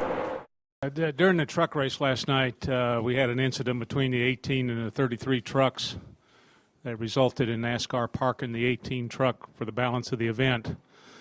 That's done under Section 912 of the rule book. That gives NASCAR the authority to react during a race weekend.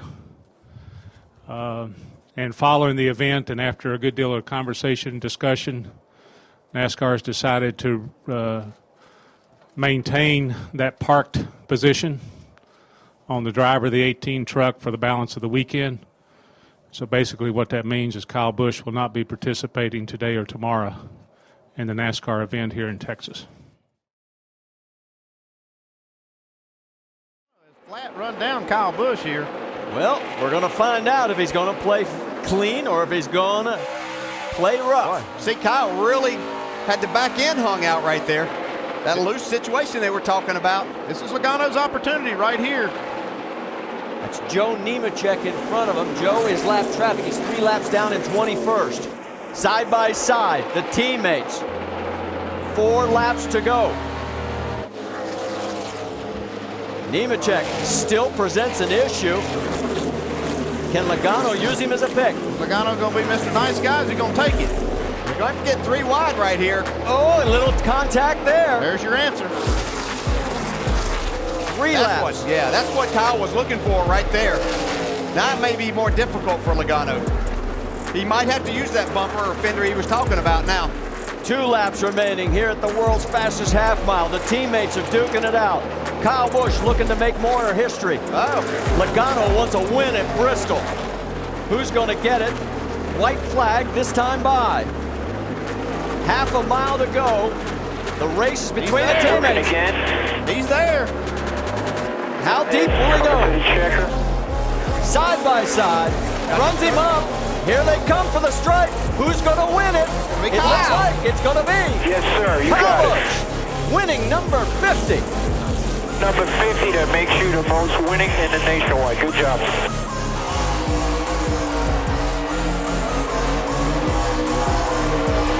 Kyle Busch holds off his teammate Joey Logano for the win at Bristol and celebrates in victory lane.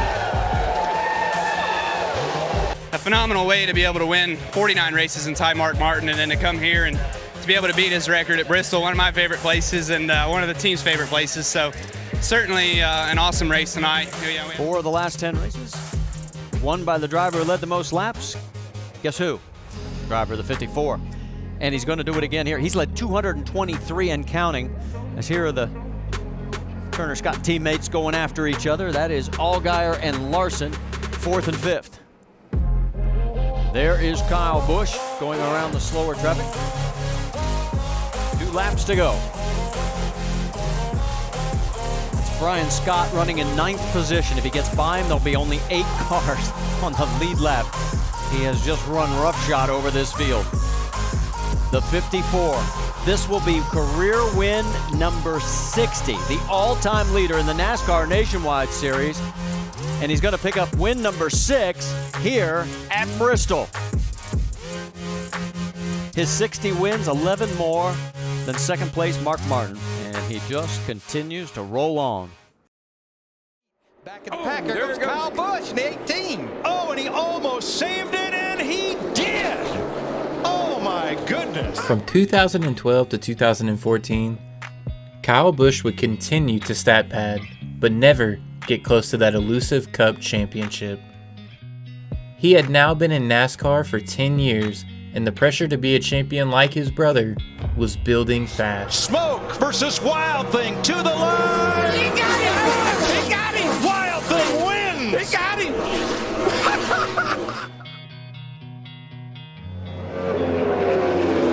Last night he went to victory lane as a car owner with his older brother driving. Tonight, Kyle Busch scores his 24th career victory, 4 in a row for the Spring Richmond race. Hamlin edges ahead. They touch! They touch, and here comes Kyle. Hamlin got on the wall. Hamlin spins down the racetrack, and Kyle Busch wins in California. I thought they'd be nice to each other. They weren't. Hard impact on the 11 car, head on. I don't like the looks of that. Rusty Wallace, Casey Kane, Kyle Busch wins his 300th career start. From the pole, led the most laps with a new track record. Pretty nice weekend and a sweep. I'd say that's a clean sweep. It is Kyle's 26th career win.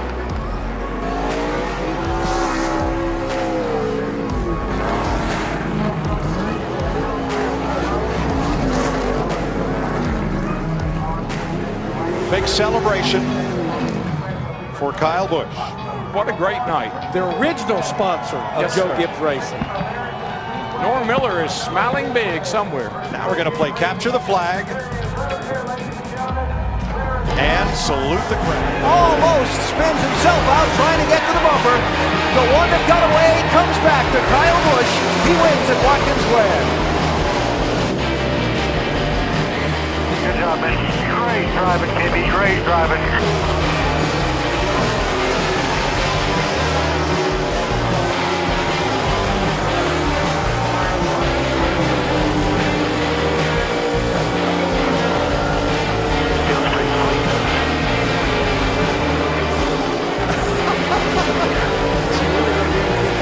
That's pretty cool.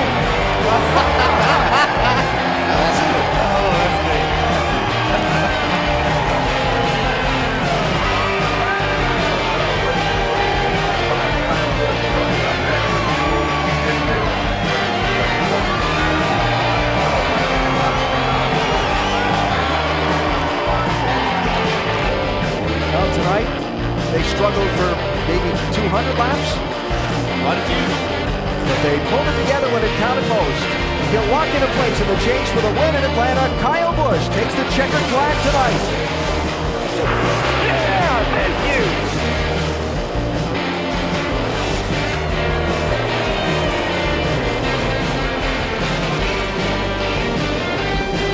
Nice comeback from a lap down from Matt Kenseth. 12th place. Atlanta has been defeated once again.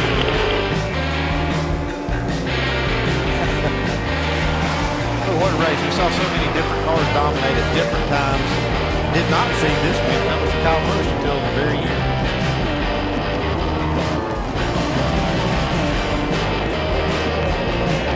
Carl Edwards looked like he was going to win this one point. So, wait,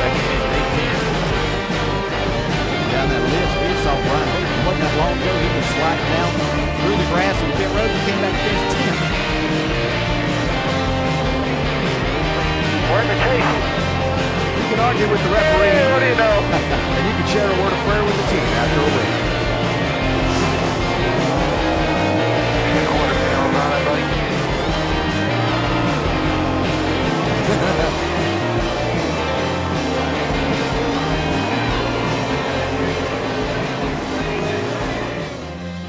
Martin Truex Jr. caution flag is out. Yellow's out. And that changes everything. Hit the big reset button on it all. We're not done yet. Kyle Busch involved in this one, and that's rather interesting appearing. Looks like he dumped Martin Truex. Well, they may have had some contact earlier and later. What that's all about. It certainly changed the outcome of this race for Casey Kane, though. Yes, it did. And did they have to come to pit road? I don't see any other way they can't. They have to. I mean, it's just tire's worth so much. I think whoever wins this race will make a pit stop right here. Well, certainly bizarre circumstances with Kyle Busch and Martin Truex Jr. there. Hell was that for? He just dumped you, man. I don't know. And as I suspected there might be, there's Martin Truex Jr. around the 18 of Kyle Busch.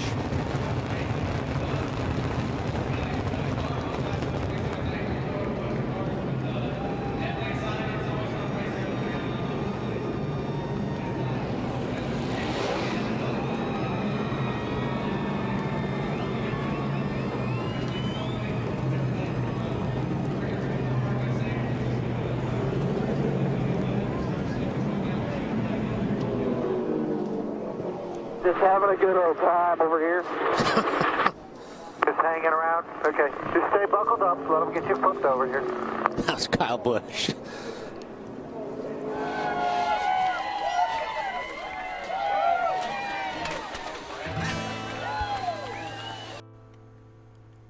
"2015 started just like any other year, but what would unfold for Kyle during speed weeks would be the biggest obstacle of his career." And this is when those two cars in the front are getting out there and the guys have a chance to gain some momentum on them as this pack catches them. They can't do this for 10 laps. Eric Jones around. Back across the field. The big one, part 2 at Daytona. Yeah, they can't do this. Anybody hit you there, Joe? A horrific crash for Kyle Busch, who slid through the infield grass and went head on into the inside wall.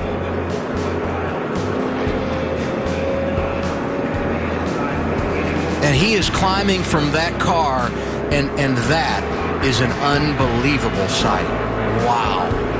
I mean, he hit that wall head on. It looked like he never even slowed down. Ah, and that's there's Samantha. She probably does not know that he's getting out of the car. But that is a great sign, and you saw her say thank you, and perhaps one of our cameramen sharing the news with her. Wow. Fast car all day long. J.J. Yaley tore up. Chase Elliott, our defending series champion, sliding through the grass, and you see Kyle here being tended to by medical officials. And he is alert and obviously talking, and that's a great sign.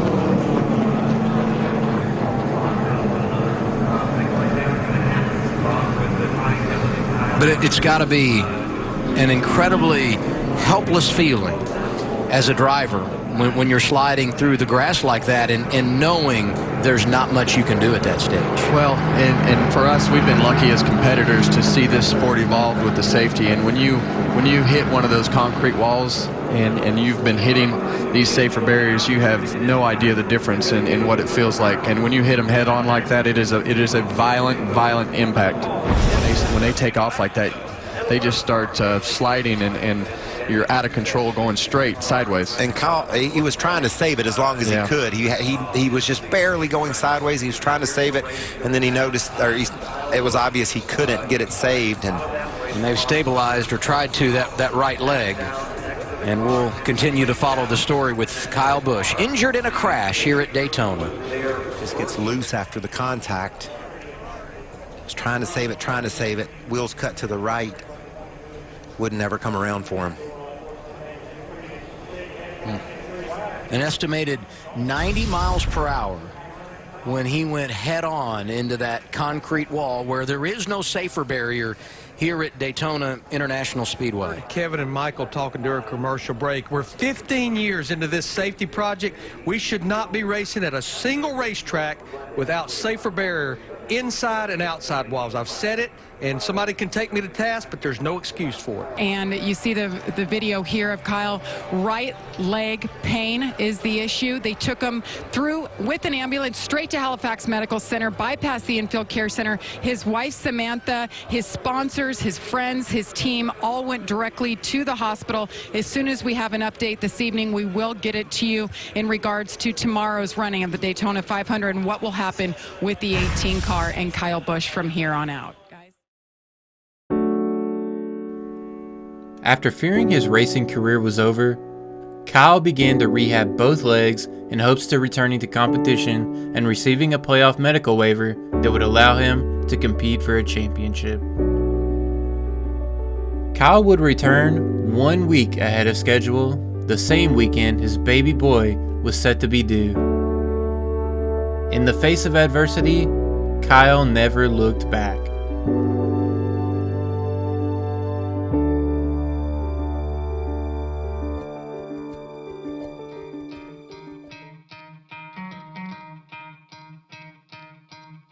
All that Kyle Busch needs to do right now is not make a mistake.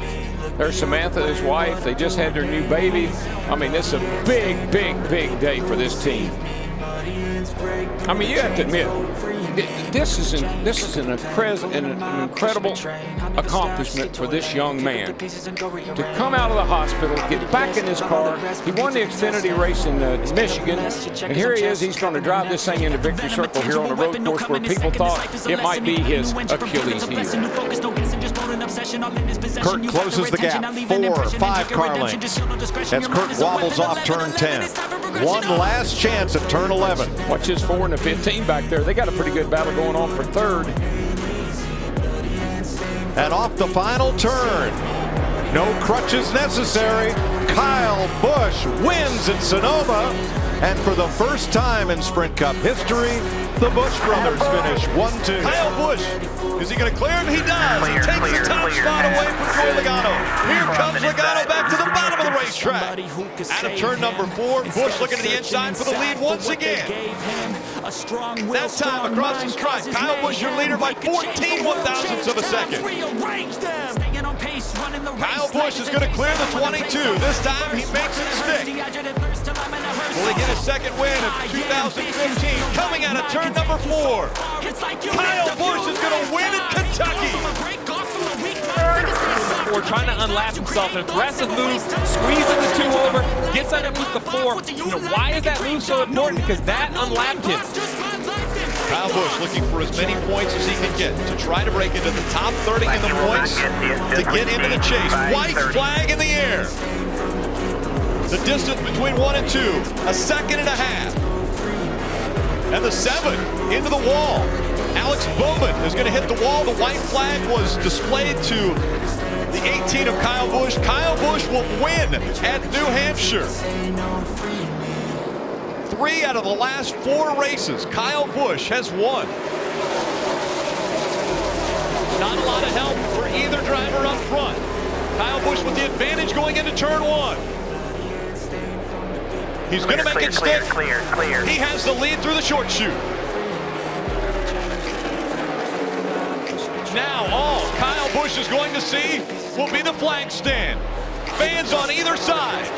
Kyle Busch is going to add his name to the illustrious list of Brickyard 400 winners. 2 by 2. The field working their way through 3 and 4. the pace car, off the track. Brad Keselowski on the inside, race leader. Kyle Busch on the outside, championship 4 leader. Into the restart zone. Green flag back in the air.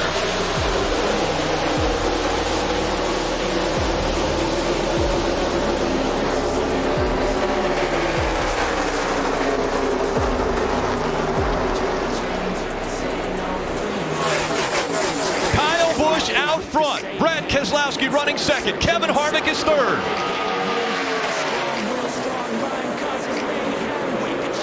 To the bottom of the racetrack they go.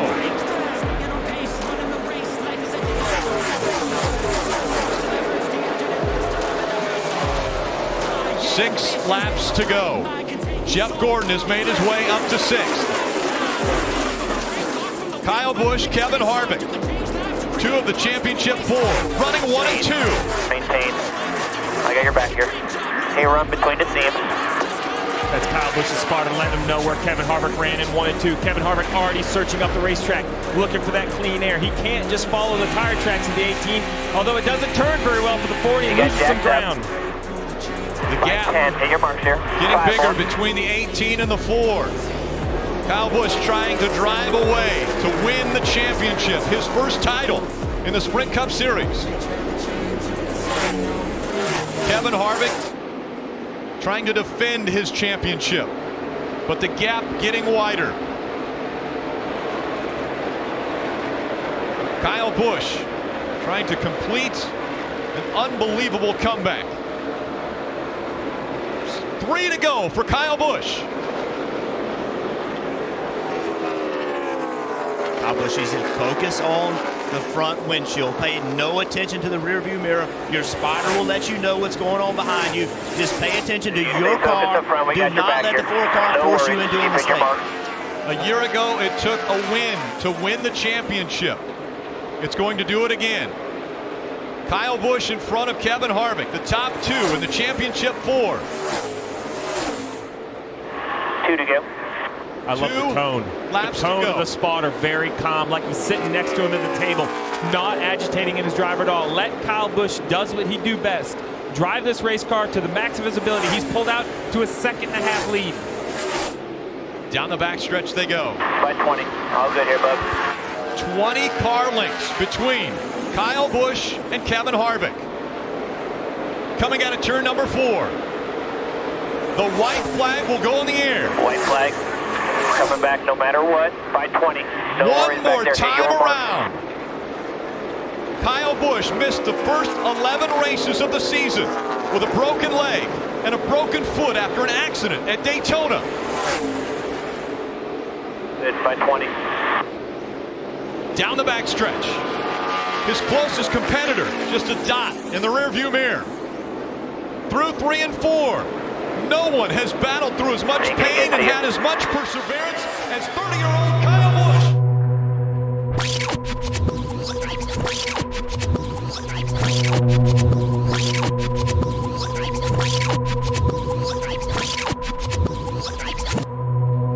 Tonight he earns his first Cup title.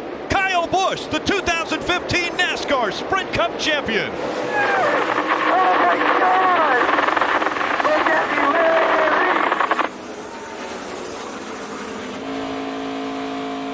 Kyle Busch, I've never seen anything like it. Thank you so much. Thanks, team. Great job!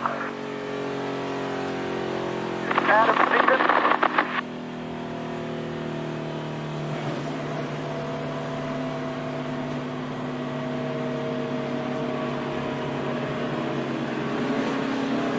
Attaboy, guys. Proud of every one of you. Thank you.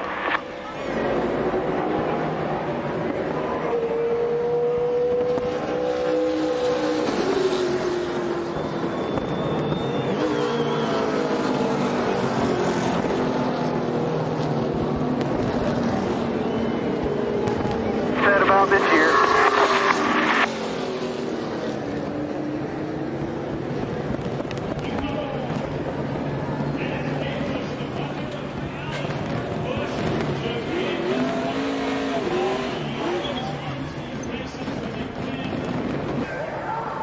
Kyle Busch winning his first Sprint Cup Series championship. How does this change Kyle Busch?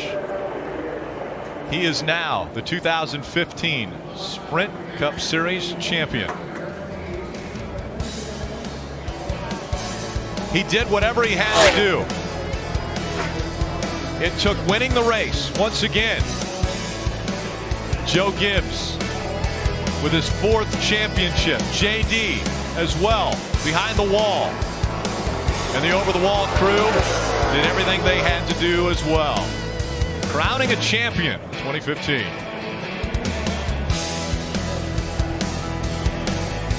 Here comes Kyle Busch.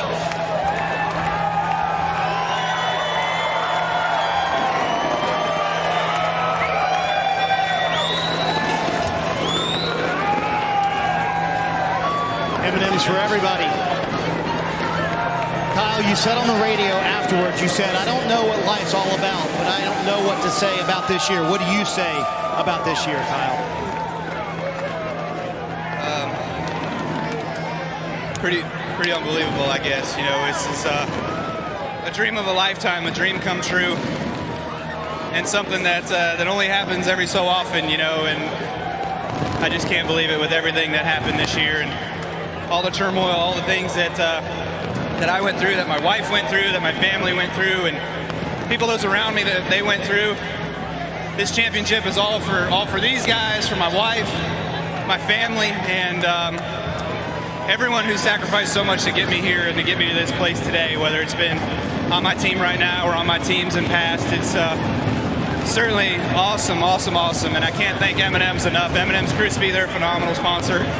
I love the family. They're so great. They're with us here today. This is a long time coming for them. They've been in this sport 2, maybe 3 times as long as I've been here, and this is their first opportunity for a championship. So I can't thank Toyota enough. I had a very fast Toyota Camry tonight. Adam Stevens prepared such a great race car, and Adam Stevens is my hero. I love that guy, and I'm glad I could get the 5th win to get him a little bit more of a race for next year. That's pretty awesome. But man, I can't thank Interstate Batteries enough. Monster Energy for sticking with me and being with me. My fans, all the Kyle Busch fans out there, man, I appreciate all you guys so much. Everyone that follows me through the thick and the thin, through the good and the bad, and the ones that are always there behind me. So you guys are awesome. Everyone here, you guys are awesome too. This is a dream come true. A dream come true.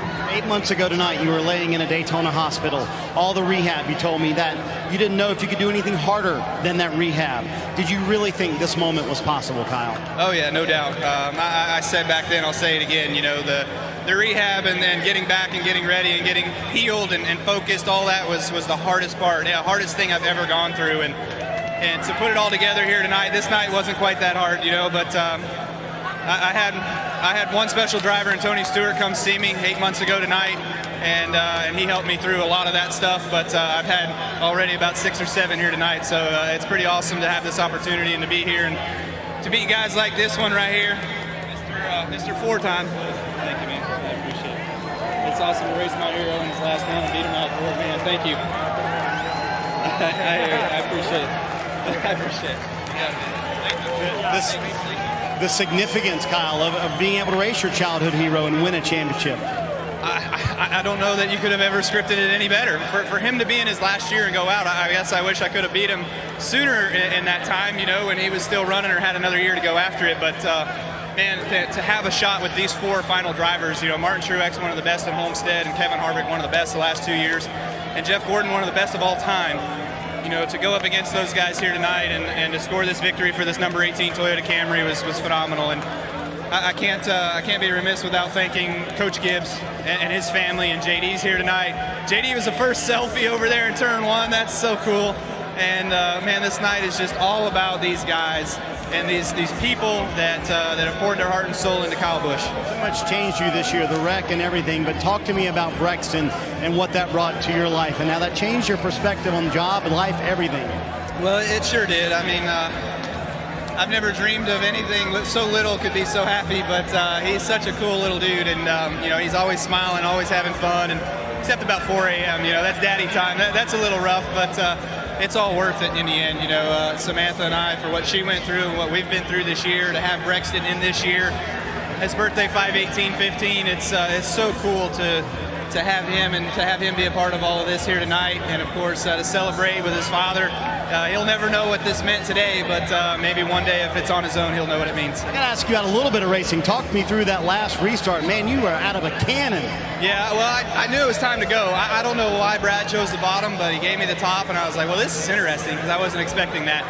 But it did put Harvick behind me, so I knew I just had to protect whatever Harvick was going to do if he was going to try to shoot the middle and shoot the gap or whatever it was going to be. But, man, I don't think I got hit. I think I just got a really good restart and just got going. I don't know if Brad spun his tires or what, but when I got to turns 1 and 2, we were pretty even. But, man, I held it to the floor, and I gave it everything I had those last 7-8 laps, whatever it was. And that's why I said this Toyota Camry was awesome, and Adam Stevens made a phenomenal adjustment there on that last pit stop to give me exactly what I needed to go out there and run some hard laps for 8 laps and drive away. Congratulations, you're the champion. I hear you, man. This is so cool. Woo! Yeah! All right, Kyle Busch, obviously a little bit happy to celebrate this 2015 Sprint Cup Series championship, Rick. Brothers. Family. Kyle and Kurt. Father.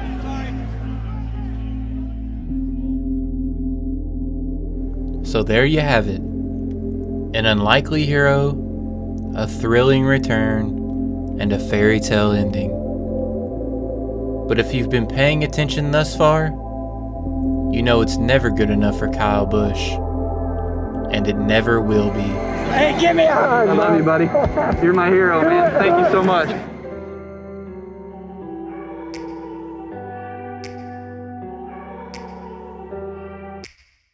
How about getting it done 8 times at Texas Motor Speedway? Kyle Busch a winner again. But that applies to Kyle Busch. He's never won here in Xfinity Series competition at Watkins Glen. Guess what?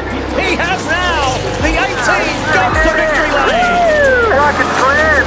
Kyle Busch will win his 100th Xfinity Series race, and it happens at Nashville. More Rick, I reckon. Great work this weekend. Appreciate it, man. People putting up great job, buddy. Like life is easy. 100 coming from you, Kyle Busch, coming to the end. Thank you, work hard. It's awfully chilly outside. When there's no shelter to hide. When everything is a lie, you'll find that out in some time. But when the things on your mind are all considered a crime, communication aside, we'll all just fight till we die. And here comes the Candyman. 52nd career Cup victory for Kyle Busch, Toyota, Joe Gibbs Racing. Get out the broom, boys. Between 3 and 4 and headed for home. Kyle Busch in his Joe Gibbs Toyota is going to win his 53rd race in the Cup Series and hit his magic number 200 in Southern California. Awesome race car. Thank you. All I do is win no matter what. Fighting for 4th, side by side. Menard, Boyer,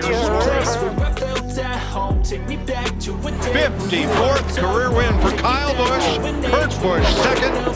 And Kyle Busch ties Lee Petty for 10th on NASCAR's all-time list.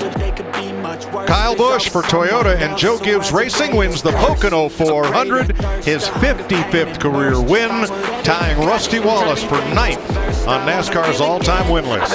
55 wins. Where he started might have been a little bit of a clue as to what kind of day he was going to have. Yeah, those Toyotas haven't been qualifying great this year, but you know when Kyle Busch qualifies up front, he might be in a little trouble. All he needs is a big S on his chest. He's the winningest driver of the decade, and now he is joining elite company. Kyle Busch is going to win his 2nd Monster Energy NASCAR Cup Series championship. Oh, 2-timer out there. Proud of you, buddy. Way to stick with it. Great job, guys. There's no reason why he can't go win 3, 4, 5 championships, not even 4. Want to stay around another 10 years.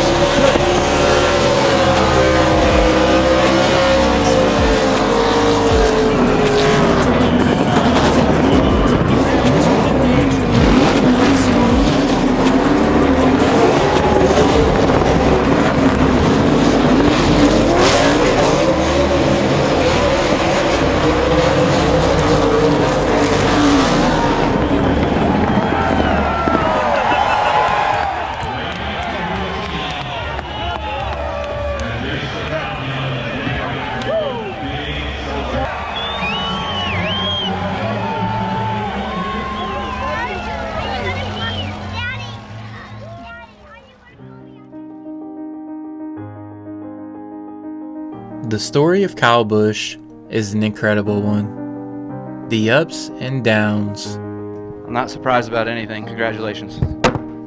And the moments we'll never forget. Everything's great. Looking forward to a fantastic weekend here in Phoenix. Back to the racetrack. Everything's great. Everything's great. Everything's great. Everything's great. Whether you love him or hate him, we're all gonna miss him when he's gone. He had the sport on his back when most of us didn't even realize it. We're the top echelon of motorsports, and we got guys that have never won late model races running out here on the racetrack. It's pathetic. They don't know where to go. His no-filter attitude is now unfortunately a thing of the past, with new drivers acting like programmed robots. If it wasn't for lap traffic, it wouldn't even have been a race. I don't know what y'all are whining about, but if you don't like that kind of racing, don't even watch. If there was a Mount Rushmore of NASCAR bad boys, Kyle Busch's face would be carved right next to Dale Earnhardt Sr.'s, whether you want to admit it or not. Well, and obviously not festivities in a victory sense for Kyle Busch, but Kyle, how do you feel about the way you were penalized for what happened out there? Not a word from him. Keeping his mouth shut right now, guys. He'll think about it, I'm sure, and have a word for us at some point. He puts butts in the seats and gives his all every week. And in the face of adversity, he persevered. He finally escaped his brother's shadow, and now casts one of his own. And that shadow will be nearly impossible to escape, because there will never be another Kyle Busch.